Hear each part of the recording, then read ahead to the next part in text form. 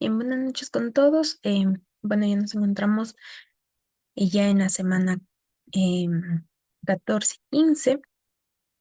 En esta semana vamos a ver dos clases debido al feriado de diciembre que no avanzamos. Entonces nos vamos a igualar en esta semana. En esta semana vamos a ver a finalizar con la unidad 7 del financiamiento a mediano y largo plazo y vamos a iniciar la unidad 8 con respecto al apalancamiento y su estructura de capital. ¿Por qué se adelanta la semana 8, la semana de la unidad 8? Para que ustedes puedan realizar su trabajo que deben presentarlo hasta el día 25 de enero. Bien, un poco para recapitular lo que nosotros habíamos visto la semana anterior, habíamos visto respecto a los mercados de capitales.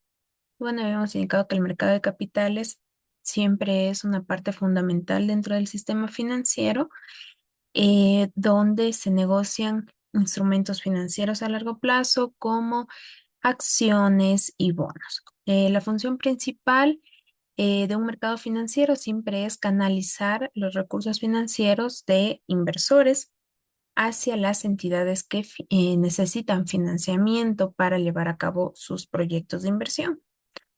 Em, Dentro de las funciones del mercado de capitales, la una es canalizar los recursos, es decir, nos proporcionan un medio para que las empresas y gobiernos financien proyectos de mediano y largo plazo mediante emisiones de instrumentos financieros.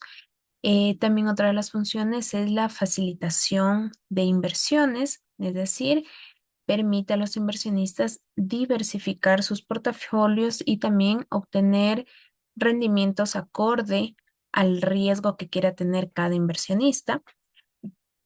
También nos promociona el desarrollo económico, es decir, al financiarse proyectos de infraestructura, de innovación y de expansión empresarial, va a impulsar también el crecimiento económico dentro del país. También la valorización de activos, porque nos ayuda a determinar el valor justo de cada instrumento financiero a través de la oferta y demanda. Y la liquidez, porque es una de las funciones del mercado de capitales, porque nos facilita la compra, venta de valores, permitiendo siempre a los inversionistas acceder a recursos cuando lo necesiten. Los instrumentos del mercado de capitales, como hemos visto, son las acciones, los bonos y las obligaciones convertibles. Las acciones son todo lo que nos representa la propiedad de una empresa y otorga derechos a voto y también a recibir dividendos. Los bonos son instrumentos de deuda a largo plazo que permiten a las entidades emisoras obtener financiamiento comprometiéndose a pagar intereses periódicos y capital al vencimiento. Y las obligaciones convertibles son bonos que pueden convertirse en acciones bajo ciertas condiciones. También habíamos visto algunos métodos como el método del descuento de dividendos, que se necesita de ley dividendos para poder calcularlo. Aquí habíamos visto el método de Gordon-Shapiro y es útil para empresas que pagan dividendos. El otro método, el precio utilidad, que no requerimos nosotros ahí el valor del dividendo y nos ayuda a comparar acciones dentro del mismo sector. Y el valor económico agregado, que también era otro de los métodos que nos permitía medir la creación del valor real. Bien, en esta semana vamos a culminar con la unidad 7. En esta semana vamos a ver lo que es las teorías ETI. Las teorías ETI son las teorías de la estructura temporal de tasas de interés. Estas teorías son fundamentales para entender cómo se comportan las tasas de interés en función del plazo de vencimiento de los instrumentos de deuda. Estas teorías explican la forma de la curva de rendimiento que muestra la relación entre las tasas de interés y los diferentes plazos de los bonos. Entonces, algunas de las teorías que permiten comprender mejor los fundamentos y las explicaciones es una de ellas Tenemos cuatro. Una de ellas es la teoría de las expectativas. Esta teoría de las expectativas establece que las tasas de interés a largo plazo se determinan por las expectativas del mercado sobre las tasas de interés a corto plazo en el futuro. Es decir, las tasas de interés a largo plazo son un promedio ponderado de las tasas a corto plazo futuras esperadas. Entonces, si los inversores creen que las tasas de interés a corto plazo subirán en el futuro, entonces las tasas a largo plazo también serán más altas. ¿Ya? ¿Cuáles son las implicaciones de esta teoría? Que yo tengo una curva de rendimiento ascendente, es decir, nos indica que el mercado espera un aumento en las tasas de corto plazo si se anticipa que las tasas de interés subirán en el futuro. Entonces, la curva de rendimiento serán ascendentes, ya que los inversores exigirán unas tasas más altas en el largo plazo.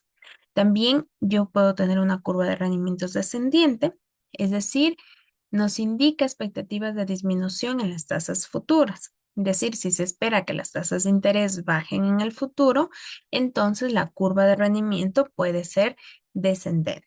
Y eso sugiere una predicción de recesión o también alguna desaceleración económica, ¿no es cierto? Y otra implicación es la crítica, porque no considera primas por riesgo o liquidez, por lo que se asume que los inversionistas son indiferentes al riesgo.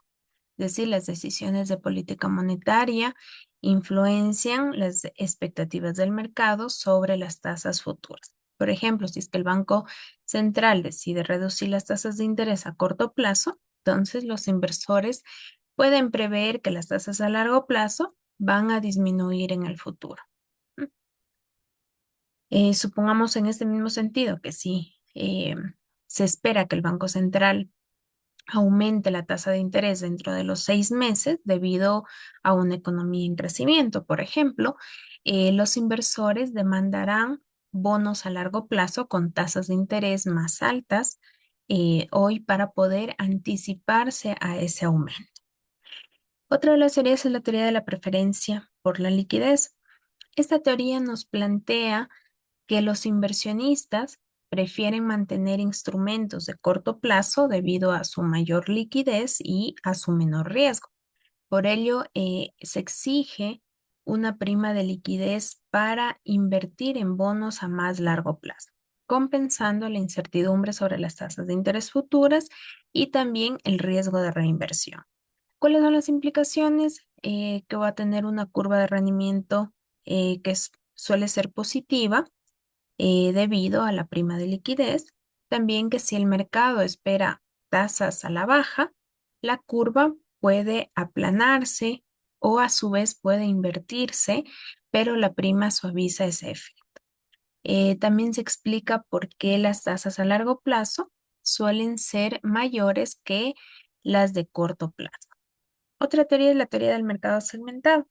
Esa teoría del mercado segmentado sostiene que los mercados de deuda están divididos en segmentos según los plazos y que cada segmento funciona de manera independiente. Es decir, los inversionistas y los prestatarios tienden preferencias rígidas por ciertos vencimientos y no consideran sustituibles los bonos de distintos plazos. ¿Cuáles son las implicaciones? Que las tasas de interés en cada segmento dependen exclusivamente de la oferta y la demanda en ese plazo. También que la curva de rendimiento puede adoptar diversas formas, es decir, puede haber una curva ascendente, una curva plana o una curva descendente. Entonces, todo va a depender de las condiciones de la oferta y la demanda de cada uno de los segmentos. Y dentro de la teoría del mercado segmentado, no se considera la posibilidad de un arbitraje entre plazos. Es, por ejemplo, que una aseguradora puede preferir bonos a largo plazo para calzar sus obligaciones futuras, mientras que un fondo de inversión podría preferir bonos a corto plazo por su liquidez, ¿no? Esa es la variabilidad que nos da la teoría del mercado segmentado. La teoría de la preferencia por el hábitat esta es una teoría un poco más flexible que la teoría del mercado segmentado. Esta teoría nos reconoce que los inversionistas tienen preferencias por ciertos plazos o por ciertos hábitats, ¿no? Pero pueden invertir en otros vencimientos si reciben suficiente compensación. Entonces, la curva de rendimiento se va a ver influenciada por cambios en las preferencias de los inversionistas. Un aumento en la demanda de los bonos a largo plazo nos puede aplanar la curva, mientras que una baja demanda puede hacer que la curva sea más pronunciada. Y aquí se combinan factores de oferta, demanda y primas de riesgo para poder explicar las variaciones de las tasas de interés. Entonces, si es que los bancos comerciales prefieren instrumentos a corto plazo, pero supongamos que el gobierno necesita emitir deuda a largo plazo, entonces deberán ofrecer tasas más altas para poder atraer a esos inversionistas. Em, las teorías de la ETI o las teorías de la estructura temporal de las tasas de interés son esenciales para comprender cómo se estructuran las tasas de interés a lo largo del tiempo. Ninguna teoría se explica por sí sola completamente eh, la forma de la curva de rendimiento, pero en un conjunto ofrecen un marco sólido para poder entender los factores que influyen dentro de los mercados financieros. Entonces, comprender estas teorías es siempre relevante para poder tomar decisiones de inversión cuando nosotros somos inversionistas o en temas de gestión de riesgos para poder abordar la mejor de las teorías. Bien, con respecto al rendimiento del bono, el rendimiento del bono es un indicador eh, del atractivo como inversión. Es decir, existen varios tipos de rendimiento que se utilizan para evaluar los bonos. Entonces, un rendimiento me ayuda a evaluar un bono. Dentro de esto existen algunos tipos. Dentro de esos, los más conocidos son los cuatro tipos que vemos aquí: el rendimiento al vencimiento, que es la tasa de retorno total que el inversor puede esperar si se mantiene el bono hasta su vencimiento. Entonces incluye todos los pagos de los cupones y cualquier ganancia o pérdida del capital si el bono se compra a un precio diferente del valor nominal. Entonces el rendimiento al vencimiento es el rendimiento total que un inversor puede esperar recibir si mantiene el bono hasta su fecha de vencimiento. Entonces, el tipo de rendimiento que es más utilizado para evaluar el atractivo de un bono y se calcula tomando en cuenta los siguientes factores. Primero, el precio de compra del bono, el valor nominal o el valor facial, que es el monto que el emisor pagará al vencimiento. También se necesita la tasa de cupón, que vienen a ser los pagos periódicos que recibe el titular del bono, y el tiempo restante hasta el vencimiento. Entonces se obtiene todo resolviendo la tasa de descuento para que iguala al valor presente de todos los pagos futuros del bono. Em, bien, el rendimiento, el rendimiento corriente, el rendimiento corriente es el cupón anual dividido por el precio del mercado actual del bono. Entonces, el rendimiento corriente se calcula dividiendo, yo necesito un cupo anual por el precio actual del bono. ¿Cuáles son las implicaciones? Que este rendimiento corriente, no tiene en cuenta el valor nominal al vencimiento, por lo que es útil para evaluar el retorno inmediato, pero no el total a largo plazo. ¿Ya? Em, por ejemplo, si es que nosotros compramos hoy un bono a $1,200, vamos a recibir 60 al año. Entonces eso implica que el rendimiento actual va a ser del 5%, porque divido $60 que me están dando del cupón anual, que es lo que yo voy a recibir, dividido para el precio del mercado actual o el precio del bono, que va a ser de 1.200. Entonces, ahí en ese caso, eh, yo tendría una pérdida de capital al vencimiento porque únicamente voy a recibir $1.000 de regreso. Otro de los rendimientos es el rendimiento del cupón. El rendimiento del cupón es el pago del cupón anual expresado como un porcentaje del valor nominal del bono. Entonces, para yo poder calcular un rendimiento del cupón, necesito el cupón anual y el valor nominal. Este rendimiento es fijo y no cambia con el precio del mercado del bono. Entonces, eso también es importante tomar en cuenta. El rendimiento ajustado por opción es el rendimiento ajustado por cualquier opción embebida dentro del bono, como por ejemplo lo que es compra o venta del bono, que pueden afectar al rendimiento esperado. Entonces, las opciones embebidas pueden hacer que el bono sea más o menos atractivo dependiendo de las condiciones del mercado y también de las expectativas sobre las tasas de intereses futuras. Para yo poder calcular el rendimiento ajustado por opción, lo calculo a través de la fórmula del rendimiento ajustado por opción, que es igual al cupón anual del bono dividido para uno más el rendimiento ajustado por opción que estamos buscando, más el valor nominal o de redención del bono si se ejerce la opción de compra, y eso dividido para uno más el rendimiento ajustado por opción que estamos buscando, y eso elevado al número de años hasta la fecha de la primera opción de compra.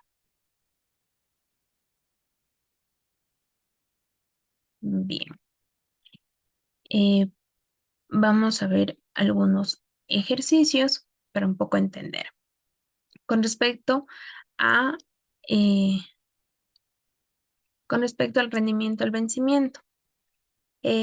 Por ejemplo, en el rendimiento al vencimiento, yo tengo, supongamos que un bono tiene un valor nominal de $1.000 que paga un cupón anual del 5% y me dice que actualmente se vende a 950 en el mercado, es decir, el rendimiento al vencimiento va a ser de 950 y el bono vence a 10 años, es decir, el vencimiento del bono va a ser de 10 años. Entonces, para poder calcular, nosotros aplicamos la fórmula del rendimiento al vencimiento y este cálculo generalmente se realiza utilizando eh, una calculadora o cualquier software o en Excel, que es, entonces en este caso reemplazamos valores.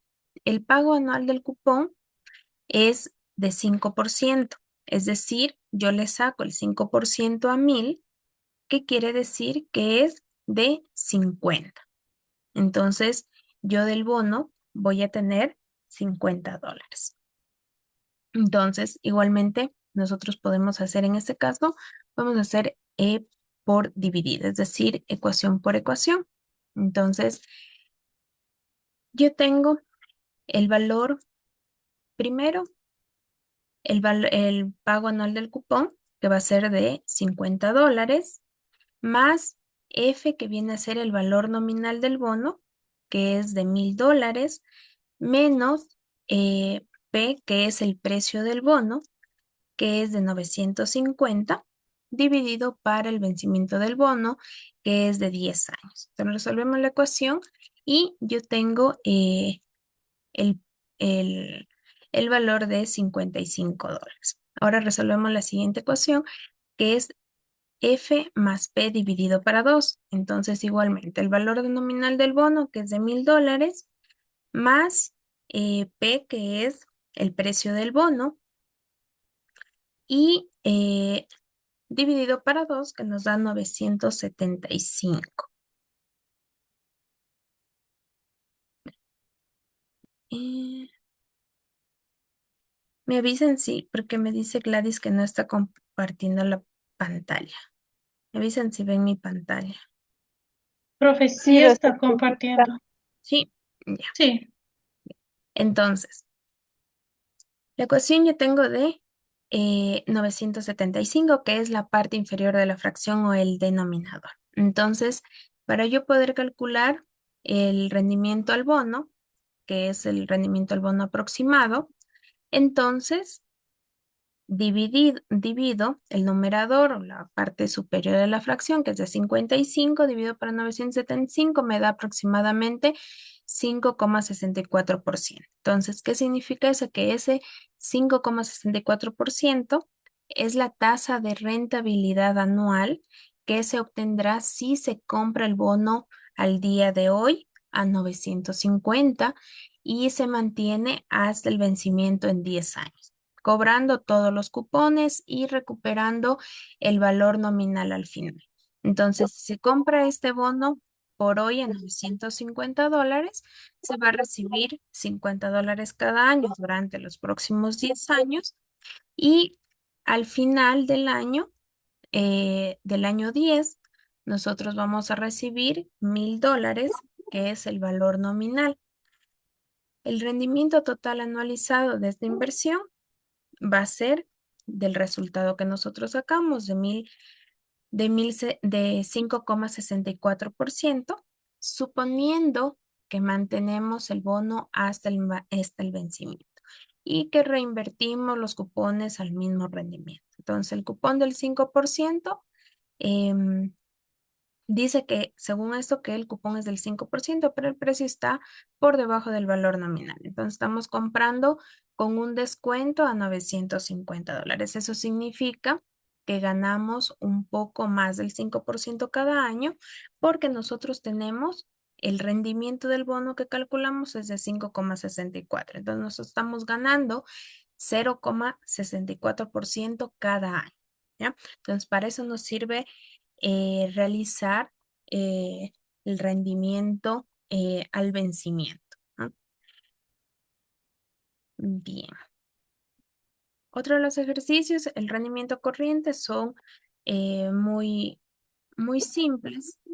Supongamos que un bono tiene un valor nominal de $1,000 y que pagamos un cupón anual de $60. Entonces, actualmente el bono se vende a $1,200. Entonces, el rendimiento corriente se calcula con la fórmula rendimiento corriente, que es igual al cupón anual, que en este caso son $60, dividido para el precio del mercado actual, que son $1,200. Entonces, eso me da igual a 5%.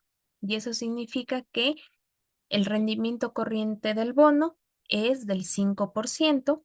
Quiere decir que si compro hoy el bono a $1,200, voy a recibir $60 al año y eso representa un rendimiento actual del 5% anual, sin considerar la pérdida del capital al vencimiento, porque recibiremos solo $1,000 de regreso. ¿Ya? Em, el rendimiento del cupón igualmente es bastante sencillo. Supongamos que un bono tiene un valor nominal de $1,000 con un cupón anual de $50. Entonces reemplazamos en la fórmula el cupón anual es de $50, el valor nominal de $1,000. Entonces eso es igual a 5%, que implica que el rendimiento del cupón es de 5% y eso significa que el bono paga un 5% de su valor nominal cada año como interés. Es decir, va a recibir $50 anuales. ¿Mm? Bien, y el rendimiento ajustado por opción. El rendimiento ajustado por opción, se aplica la fórmula del rendimiento ajustado, en donde yo tengo un valor nominal del bono de $1,000, un cupón anual de $50, una opción de compra a los 5 años de 1,050 y actualmente el bono se vende a 980. Entonces, Si yo sustituyo en el numerador, yo voy a tener los $50 del cupón más el precio de llamada o la opción de compra es de 1050 menos el precio del bono a hoy es de 980 y eso dividido para el número de años que es de 5 años. Entonces, se resuelve y en el numerador voy a tener 64 y en el denominador yo realizo igualmente reemplazo valores que va a ser igual al precio de compra 1050 más 980 del precio del bono al día de hoy dividido para 2 y eso me da 1015. Entonces, el rendimiento ajustado va a ser igual al numerador 64 dividido para el denominador de 1015. Y eso por 100 me va a dar una tasa de 6,31. Entonces, este 6,31 es la tasa anualizada del rendimiento que se obtendrá si compro hoy el bono a 980 y el emisor decide llamarlo o recompensarlo a 1050 dentro de los 5 años. Entonces, se recibe 50 anuales del cupón durante los 5 años y al final del quinto año, es decir, al vencimiento, recibo $1050, que es el precio de recompra. Entonces, el rendimiento total promedio anual, considerando los cupones y la ganancia de capital, viene a ser la diferencia entre los 980 y los 1050, que es aproximadamente 6,31%. Entonces, ¿por qué es importante? Porque el rendimiento de compra es útil para evaluar bonos que pueden ser redimidos anticipadamente porque el emisor podría no esperar hasta el vencimiento final. Como el bono se compra por debajo del precio de compra, entonces se ganará el rendimiento mayor que el cupón simple. ¿Ya? Em, También si el bono se mantiene hasta el vencimiento final, que sería más largo, el rendimiento podría ser diferente, ¿no es cierto? Entonces, este me da al momento del que yo estoy comprando, es decir, al día de hoy. Entonces, el rendimiento ajustado por opción es generalmente más bajo que el rendimiento ajustado por la opción, porque el emisor tiene la opción de redimir el bono antes si las tasas de intereses bajan y eso reduce el rendimiento esperado del inversor. Entonces, el rendimiento al vencimiento, que fue el que vimos al inicio, el ejemplo que vimos al inicio, este es el rendimiento al vencimiento. Entonces, el rendimiento al vencimiento yo tengo, por ejemplo, 5,64 y el rendimiento ajustado por opción estos dos rendimientos, en el rendimiento al vencimiento, yo hago el rendimiento sin considerar la opción de compra. En cambio, en este último rendimiento que es ajustado por la opción o por la acción, es un rendimiento que está considerando la opción de compra. Es decir, si es que yo quiero venderlo, ¿cuánto es lo que yo podría comprarlo al día de hoy? Entonces, el rendimiento ajustado por opción tiene en cuenta la probabilidad de que el emisor ejerza la opción de compra y eso afecta al flujo de caja esperado y por lo tanto también al rendimiento del bono. ¿Alguien alguna duda, alguna consulta al respecto? Si no, continuamos. Bien. El otro tema que estaba previsto para esta semana es entrar ya a la unidad 8 de apalancamiento y estructura de capital. El apalancamiento y la estructura de capital son conceptos fundamentales dentro de finanzas porque afectan directamente a la capacidad de la empresa para generar valor y para gestionar riesgos. El apalancamiento financiero y operativo. Primero, el apalancamiento financiero es una herramienta estratégica que es utilizada por empresas para poder maximizar el retorno para los accionistas. Sin embargo, el uso de la deuda conlleva un equilibrio delicado entre riesgo y rendimiento. El apalancamiento financiero implica el uso de la deuda para financiar las operaciones de una empresa. Entonces, al aumentar la deuda, una empresa puede aumentar sus utilidades para los accionistas, pero también aumenta el riesgo financiero debido a las obligaciones de pago de intereses y de capital. Entonces, el apalancamiento financiero se refiere al uso de fondos de deuda en la estructura de financiamiento de una empresa con el fin de incrementar la rentabilidad para los accionistas siempre que el rendimiento del capital generado sea mayor que el costo de la deuda y para potencialmente incrementar el riesgo financiero debido a las obligaciones fijas de pago. Entonces, por ejemplo, si es que una empresa con una alta proporción de deuda sufre una disminución en sus ingresos operativos, entonces tendrá mayores dificultades para cubrir sus intereses y eso a su vez puede generar problemas de liquidez o problemas de solvencia en la empresa. Algunos componentes clave dentro del apalancamiento financiero son, por ejemplo, la deuda. La deuda nos incluye todo lo que son préstamos, bonos, obligaciones financieras que la empresa debe pagar con interés. Se caracteriza por su obligatoriedad de pago, es decir, en una deuda yo siempre voy a tener los intereses y el capital. Independientemente de los resultados de la empresa, yo tengo que pagar intereses y capital. Y otro de los componentes claves dentro del apalancamiento financiero es el capital propio. El capital propio son todos los fondos aportados por los accionistas a través de la emisión de acciones. Y eso representa el aporte de los accionistas mediante la emisión de acciones comunes o de acciones preferentes. No generan obligaciones de pago fijo, pero diluye la participación accionaria y también requiere compartir los beneficios de la empresa. El apalancamiento financiero puede ser calculado de dos formas.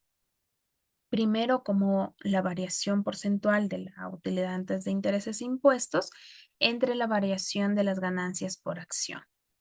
Y la otra forma es como el ratio entre utilidad antes de intereses e impuestos y la utilidad antes de intereses e impuestos menos intereses, menos dividendos preferentes, dividido por uno menos la tasa impositiva.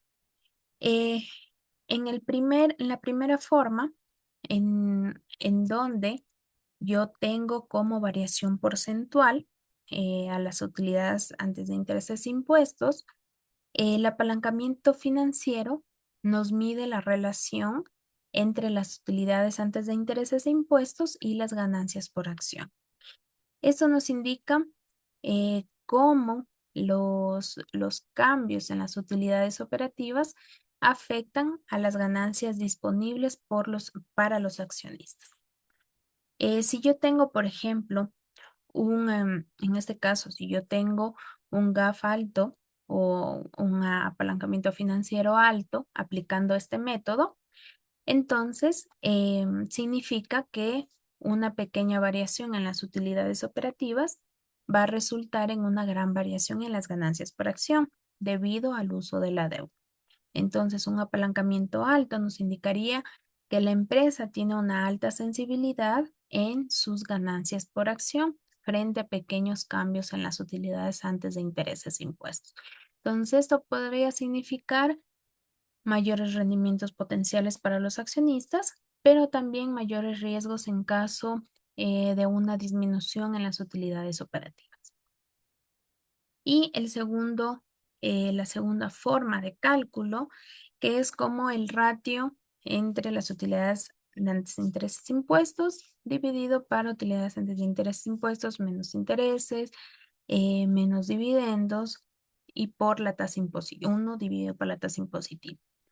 Entonces, esta fórmula nos considera cómo las utilidades operativas, después de cubrir todos los costos, intereses y dividendos preferentes, impactan en las ganancias después de impuestos. Ambos métodos de cálculo del apalancamiento financiero nos proporcionan perspectivas útiles sobre cómo la estructura de financiamiento de la empresa afecta las ganancias para los accionistas. La elección del método depende del contexto específico y también de la información disponible que nosotros tengamos. Em, la variación porcentual siempre es útil para poder hacer análisis dinámicos y hacer análisis comparativos. El ratio entre utilidad antes de intereses e impuestos y utilidad antes de intereses e impuestos menos intereses y dividendos preferentes nos proporciona una visión detallada de cómo los costos fijos financieros y la estructura de capital afectan las ganancias netas después de impuestos. Si yo tengo en este último, en esta segunda forma de cálculo, si yo tengo un apalancamiento financiero alto, me indica que las ganancias por acción son muy sensibles a los cambios de las utilidades operativas. Eso significa que pequeñas variaciones en las utilidades nos va a generar grandes cambios.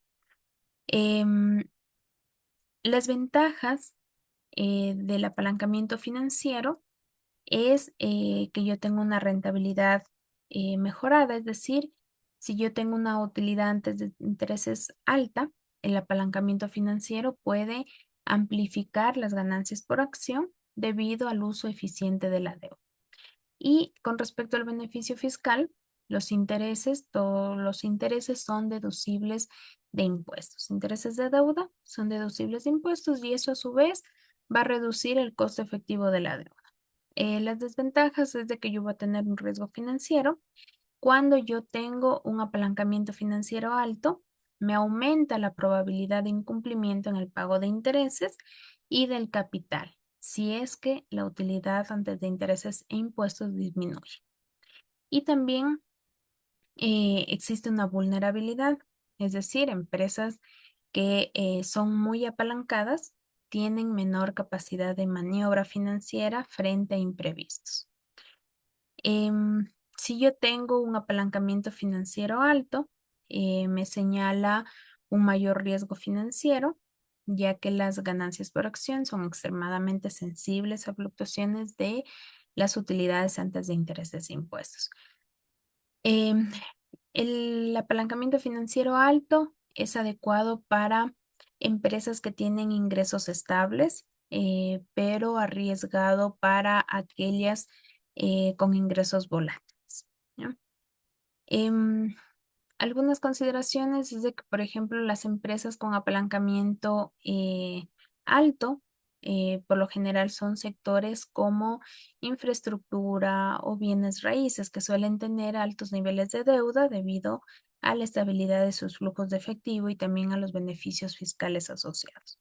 Y empresas que tienen un bajo apalancamiento, por lo general son empresas tecnológicas o empresas de rápido crecimiento que suelen evitar altos niveles de deuda para mantener la flexibilidad y minimizar también los riesgos.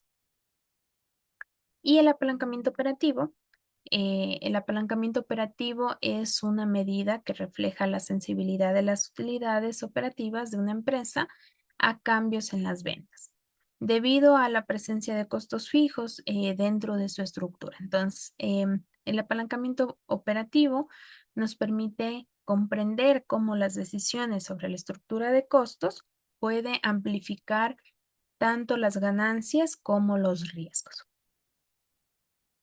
El apalancamiento operativo se refiere al grado en que una empresa utiliza costos fijos dentro de su estructura de costos.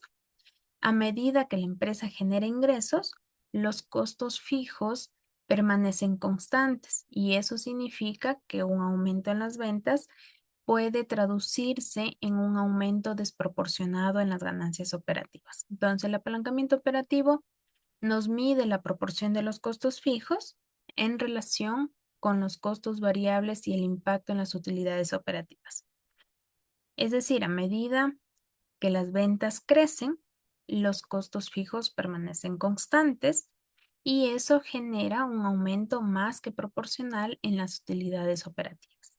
En contraste, si es que las ventas caen, va a haber un impacto en las utilidades operativas que será significativamente mayor debido a que los costos fijos que deben cubrirse independientemente del nivel de actividad. Eh, Dentro del apalancamiento operativo, yo tengo que tener claro lo que son los costos fijos. Los costos fijos son todos los costos que no cambian con el nivel de producción o con el nivel de ventas. Dentro de los costos fijos están, por ejemplo, el alquiler, salarios de administración, la depreciación. Es decir, son costos que no dependen del nivel de producción o del nivel de ventas.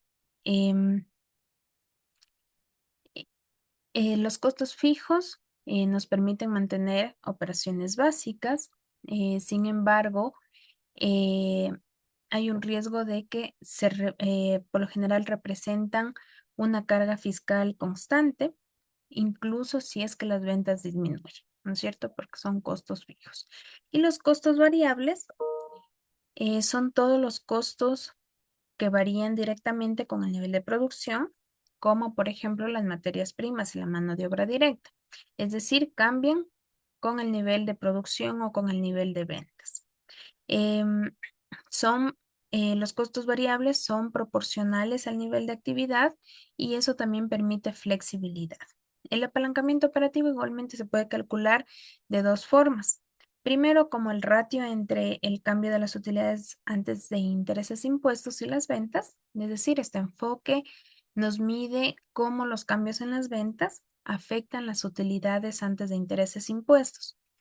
Esta forma se enfoca en la sensibilidad de las utilidades operativas ante variaciones en los ingresos, es decir, nos indica cómo los cambios en las ventas afectan las utilidades operativas. Si es que yo tengo un apalancamiento operativo alto, significa que una pequeña variación en las ventas va a resultar en una gran variación en las utilidades operativas debido a la alta proporción de los costos fijos. Un apalancamiento operativo alto me indica que las utilidades operativas son muy sensibles a cambios en las ventas y eso amplifica tanto las ganancias como las pérdidas. Em,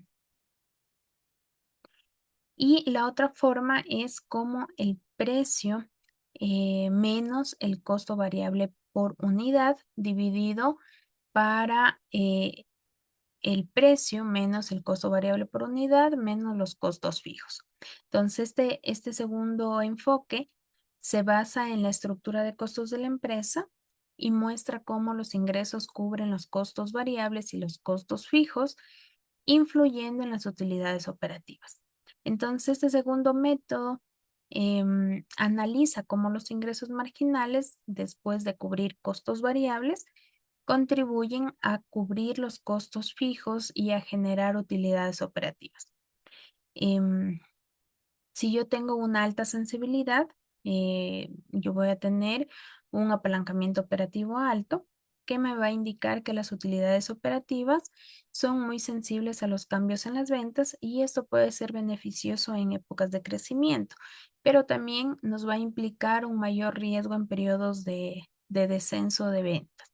Entonces, un apalancamiento operativo alto me va a indicar que las utilidades operativas son muy sensibles a cambios en las ventas. Es beneficioso en periodos de crecimiento porque nos amplifica las utilidades eh, y es peligroso durante caídas en las ventas, ya que las pérdidas se agravan debido a los costos fijos. Si yo tengo un apalancamiento operativo bajo, tengo una menor sensibilidad de las utilidades operativas a los cambios en las ventas. Entonces, un apalancamiento bajo es ideal para empresas con flujos de ingresos volátiles. Entonces, las empresas con un alto apalancamiento operativo deben gestionar cuidadosamente su estructura de costos y monitorear de cerca las ventas para evitar problemas financieros durante caídas de la demanda. Si es que yo reduzco los costos fijos, me va a aumentar la flexibilidad financiera en momentos de incertidumbre económica. Y si yo tengo un control de los costos variables, va a optimizar la estructura de costos para maximizar los márgenes de contribución.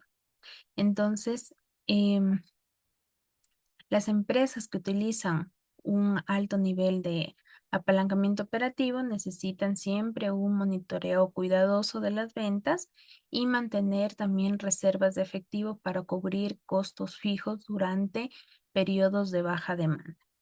Y las empresas que utilizan un bajo apalancamiento operativo son las menos vulnerables a caídas en ventas, pero el crecimiento en utilidades también es más limitado. Entonces, el apalancamiento operativo nos permite a las empresas tomar decisiones sobre su estructura de costos y cómo pueden también manejar el riesgo y las oportunidades de crecimiento. Em, Estos dos apalancamientos, tanto el apalancamiento operativo como el apalancamiento financiero, son métricas fundamentales que las empresas utilizan para evaluar cómo los cambios en las ventas y en la estructura de financiamiento afectan a las utilidades.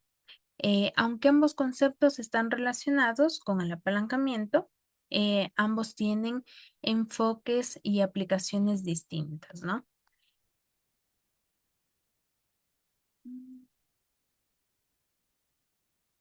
Bien, y con respecto a la determinación de la estructura de capital, la determinación de la estructura de capital se refiere al proceso de decidir la combinación óptima de deuda y de capital propio que una empresa debe utilizar para poder financiar sus operaciones y crecimiento. Entonces, esta combinación afecta tanto el costo de capital como el riesgo financiero de la empresa. La determinación de la estructura de capital es una decisión estratégica fundamental para cualquier empresa, ya que impacta directamente en su rentabilidad, en su capacidad para crecer, para expandirse y también la sostenibilidad en el largo plazo. La estructura de capital se refiere a la proporción de deuda y capital propio que una empresa utiliza para poder financiar sus operaciones y sus proyectos de inversión. Entonces, esta elección de qué proporción cojo de cada uno de deuda y de capital propio afecta al costo total de capital, es decir, nos determina cuánto cuesta financiar las actividades de la empresa. También nos afecta el riesgo financiero, que está relacionado con la capacidad de cumplir obligaciones financieras y con la rentabilidad para los accionistas, que influye en las ganancias disponibles para después de cubrir todos los costos financieros. Algunos factores a considerar dentro de la determinación de la estructura de capital. Primero, el costo de capital. Los costos de capital incluye lo que son costos de deuda y costos de capital propio. Los costos de deuda es el interés que la empresa paga sobre sus préstamos y bonos. La deuda suele ser más barata que el capital propio debido a beneficios fiscales de los intereses deducibles y el costo del capital propio, que es el rendimiento requerido por los accionistas, y este incluye el retorno esperado sobre las inversiones y el riesgo asociado con la propiedad de las acciones. El riesgo financiero, tenemos el riesgo de insolvencia, que un alto nivel de deuda aumenta el riesgo de insolvencia, es decir, aumenta la capacidad para pagar la deuda, ya que la empresa debe cumplir con los pagos de intereses y de amortización. Y también dentro del riesgo financiero está la volatilidad de las ganancias. La deuda nos amplifica las fluctuaciones en las ganancias debido a la necesidad de pagar intereses fijos. También la flexibilidad financiera. Las empresas con menos deuda tienen mayor flexibilidad para manejar cambios en las condiciones económicas o en sus operaciones, ya que tienen menos obligaciones fijas que cumplir. Los beneficios fiscales los intereses de deuda suelen ser deducibles de impuestos y eso reduce el costo efectivo de la deuda y este efecto fiscal debe ser considerado al evaluar la estructura de capital. El crecimiento y expansión, las empresas en crecimiento pueden necesitar una estructura de capital que les permita financiar expansiones futuras. La deuda puede proporcionar fondos adicionales sin diluir la participación accionar, pero también aumenta el riesgo financiero. Y las condiciones del mercado y del sector, las condiciones económicas, las tasas de interés del mercado y las prácticas del sector pueden también influir en la estructura de capital óptima. Las empresas deben ajustar su estructura de capital en función de las condiciones del mercado. Algunos modelos y enfoques para determinar la estructura de capital. em, Existen tres dentro de lo que es la teoría de la estructura de capital. Nosotros tenemos la teoría de Modigliani Miller, sin impuestos y con impuestos. Sin impuestos significa que la teoría de Modigliani Miller sin impuestos nos propone que en un mercado perfecto, el valor de la empresa no se ve afectado por su estructura de capital. Es decir, la combinación de deuda y capital propio es irrelevante para el valor total de la empresa. Y la teoría de Modigliani Miller, pero con impuestos, ya nos introduce el efecto fiscal de la deuda, sugiriendo que el valor de la empresa aumenta con el uso de la deuda debido a los beneficios fiscales de los intereses. Otro modelo es el modelo de equilibrio de la estructura de capital. Dentro de este modelo encontramos dos, el Trading Off Theory, que nos sugiere que las empresas equilibran los beneficios fiscales de la deuda con los costos de insolvencia y también con el riesgo financiero para encontrar una estructura de capital óptima. Y la teoría, eh, la teoría de Pecking Order, que es una teoría que nos propone que las empresas prefieren financiarse primero con recursos internos, luego con deuda y como última opción con capital propio. Entonces, esto se basa en la minimización de los costos de emisión y también de problemas de simetría de información. Y el análisis del costo de capital, que se lo realiza a través de la tasa WACC, es decir, del costo promedio ponderado del capital, y esta tasa nos calcula el costo promedio ponderado de la deuda y del capital propio. Por lo general se utiliza para evaluar la estructura de capital y las decisiones de inversión. Para yo poder determinar la estructura de capital, debo primero evaluar el costo de capital, es decir, determinar el costo de deuda y el costo de capital propio. Luego analizo el riesgo, es decir, evalúo el impacto de diferentes niveles de deuda en el riesgo financiero y la estabilidad de la empresa. Luego considero beneficios fiscales, es decir, incluyo los beneficios fiscales de la deuda en la evaluación. Beneficios fiscales vienen a ser los intereses. Luego examino la flexibilidad financiera, es decir, me aseguro de que la estructura de capital elegida permite a la empresa manejar cambios en el entorno económico y financiero y luego sí reviso las condiciones del mercado para yo poder ajustar la estructura de capital en función de las condiciones actuales del mercado y de las condiciones del sector.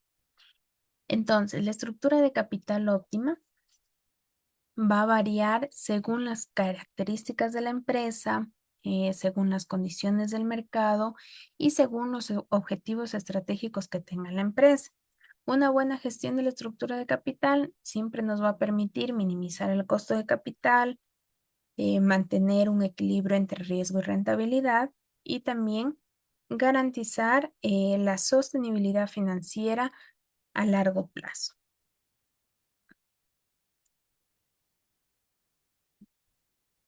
Mm, Bien,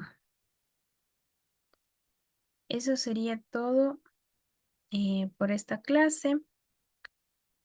Y déjenme proyectarles el trabajo que deben hacer, explicarles un ejemplo. ¿Alguien tiene alguna duda, alguna consulta hasta aquí?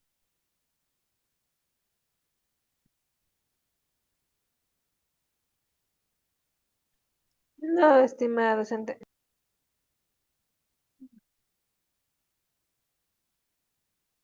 Bien, yo ya les había compartido un anuncio em, recordándoles la actividad que deben hacer. Entonces, yo les compartí igualmente en el anuncio este archivo que lo están viendo en pantalla. Entonces, nosotros tenemos un balance general y un estado de resultados y unos datos adicionales. Lo que se pide es calcular, eh, tenemos varios ítems, ya les he puesto las fórmulas para que ustedes puedan calcular. Entonces vamos a analizar la rentabilidad a través del margen de utilidad neta, a través del ROA, a través del ROE. Vamos a hacer un análisis de endeudamiento a través de la razón de endeudamiento y de la cobertura de intereses.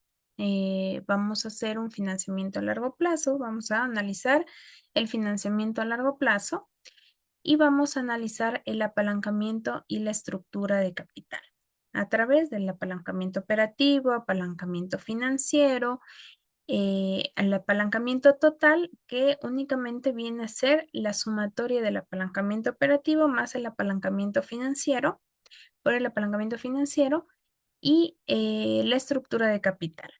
¿Ya?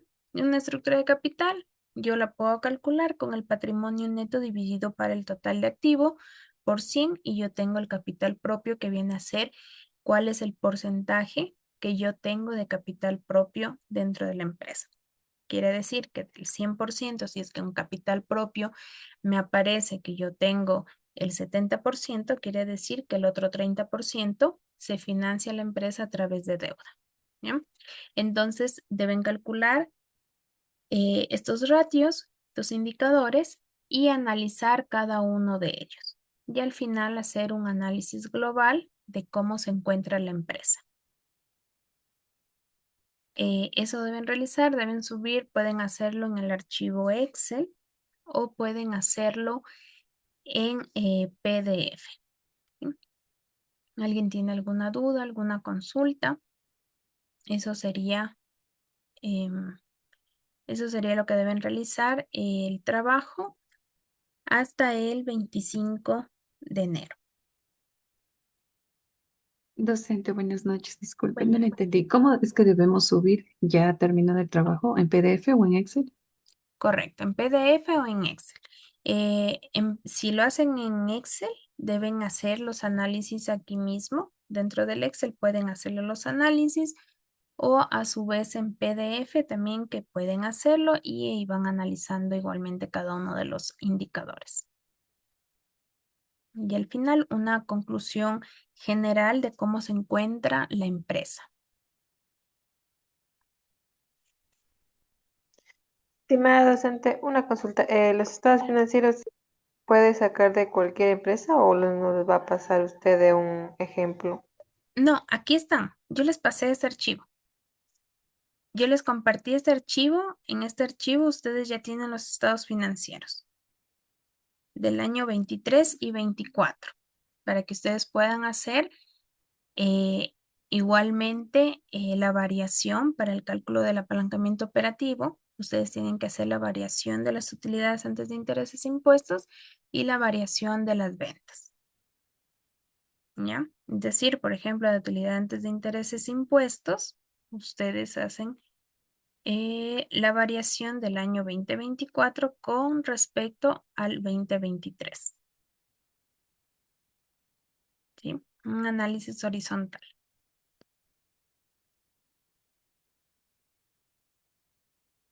O sea, este archivo que les estoy proyectando, no sé si me ven, el archivo que les estoy proyectando, eh, ese archivo es el que ustedes tienen subido en el anuncio para que ustedes puedan realizar. Entonces, en base a estos estados financieros, ustedes hacen el cálculo de los indicadores que tienen aquí mismo.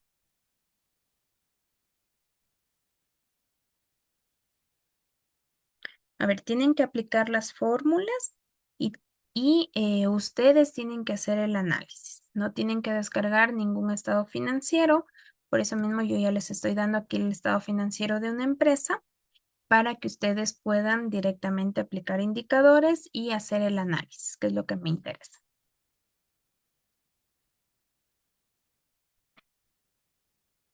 Ahí está claro. ¿O alguien tiene alguna duda?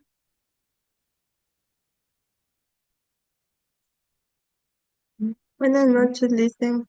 Buenas noches. Sí, ya aún he revisado muy bien la clase anterior, pero parece que en la clase anterior creo que explica algo así, algo similar, ¿verdad?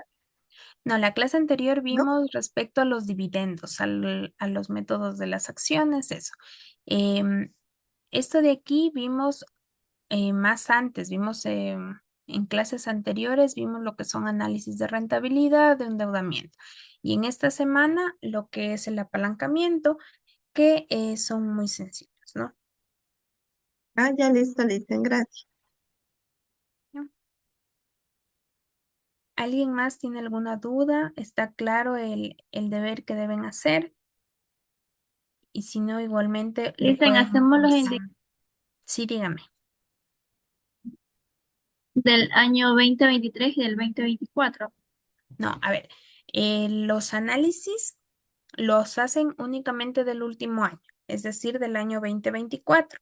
Pero ¿por qué les pongo también del año 2023? Porque ustedes para el apalancamiento operativo necesitan la variación de la utilidad antes de intereses e impuestos, que ustedes hacen un análisis horizontal y pueden tener la variación de utilidad antes de intereses e impuestos que necesitan el año anterior.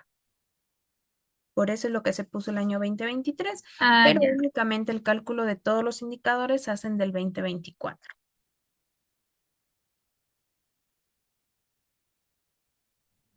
Listo, dicen, muchas gracias. ¿Ya? Sí, o sea, la mayoría es de esta clase, ¿no? En esta clase hemos visto la mayor parte y el resto de indicadores los hemos visto en clases anteriores. ¿Sí? ¿Alguien más tiene alguna duda? Sí, Paulina. Dicen, buenas noches, disculpe, el análisis, por ejemplo, hablamos del análisis de rentabilidad, hay que calcular el margen de utilidad neta. El análisis que se hace es del margen de utilidad neta, rendimiento sobre el activo, rendimiento sobre el patrimonio, y al final se hace un global. A ver, sí, hacen un análisis por cada uno de análisis de rentabilidad, un análisis del análisis de endeudamiento, o sea, cómo están estos indicadores, un análisis por el financiamiento de largo plazo, un análisis del apalancamiento y la estructura de capital, y al final de haber hecho todos estos cálculos del análisis individual, hacen un análisis ya total de la empresa. Es decir, juntan todos estos análisis y ya determinan cómo se encuentra la empresa. ¿Ya? Si es que la empresa tiene una estructura de capital correcta, o si es que se está apalancando mucho, va a tener mucho riesgo, etcétera. ¿Ya?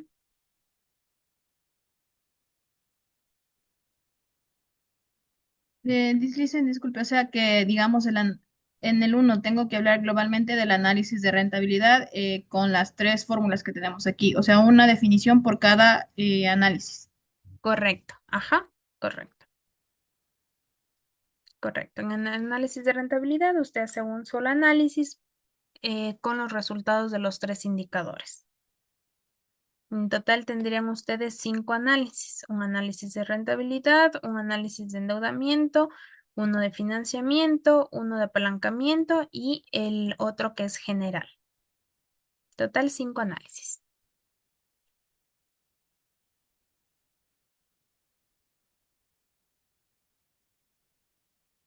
¿Alguien más? ¿Alguna duda? ¿Alguna consulta? Igualmente, ustedes ya pueden ir avanzando.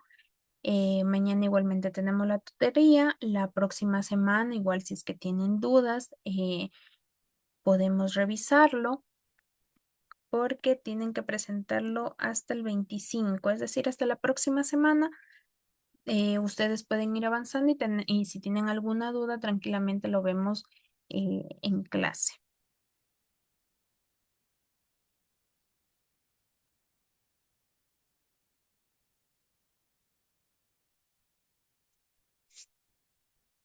Bien, ¿alguien más, alguna duda, alguna consulta? Y si no, eso sería todo por la clase de hoy. Agradezco a todos por su participación y bueno, pues nos vemos la próxima semana. Sí, Gracias, Licen. gracias. Gracias, docente. Gracias. Sí, Gladys, dígame. Tengo una duda, no me quedó muy claro. En total serían 6 análisis, 5 de Cinco, cada. ¿Cinco? 5 análisis. Sí, uno del análisis de rentabilidad, uno del análisis de endeudamiento. Aquí están señalados igual. El tercero, el financiamiento a largo plazo. Y el cuarto análisis del apalancamiento y estructura de capital. Y el quinto análisis, el análisis global de todo cómo se encuentra la empresa. Ah, ya dicen, ay sí, gracias. ¿Ya? Muy bien, muchas gracias a todos. Entonces, nos vemos la próxima semana. Gracias, docente. Muchas gracias.